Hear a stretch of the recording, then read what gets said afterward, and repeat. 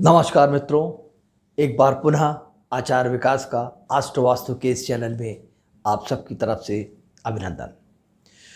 मित्रों, जैसा कि पिछले अध्यायों में हम लोगों ने छठे भाव के बारे में जाना, आज हम सतवें भाव पे चर्चा करेंगे। सतवां भाव जातक की कुंडली का सबसे महत्वपूर्ण भाव है, क्योंकि यहीं से उसके जीवन की सही मानों में शुरुआत होती है। सतवें भाव से हम देखते हैं उसकी पत्नी कैसी होगी, पत्नी का ससुराल कैसा होगा, उसका दाम्पत्य जीवन कैसा होगा, साथ ही साथ अगर वो कोई व्यवसाय करना चाह रहा है तो व्यवसाय कैसा करेगा, उसके पार्टनर की क्या स्थिति होगी, अथवा लंबी दूरी की अगर हमें यात्रा की गणना करनी है तो वो भी हम यहीं से देखेंगे। और साथ ही साथ उसके गुप्तांगों के बारे में भी हम यहीं से पता कर सकते हैं कि उसके शरीर के उन हिस्सों में कोई बीमारी तो नहीं है, बीमारी का जो प्रभाव पड़ेगा उसका अध्ययन भी हम सातवें ही भाव से करते हैं।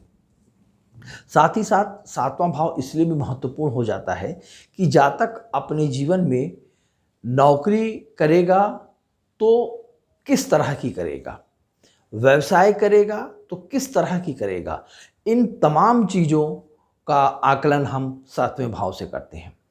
तो आपके जीवन में सातवें भाव, अच्छा, एक महत्वपूर्ण बिंदु का और भी निर्धारण यहाँ से होता है कि जातक लव मैरिज करेगा कि साधारण विवाह करेगा, और लव मैरिज किस प्रकार करेगा, घर में, परिवार में, दूसरी जाति में, भागकर, रजामंदी से, यह सब कुछ सातवें भाव से ही तय होता है।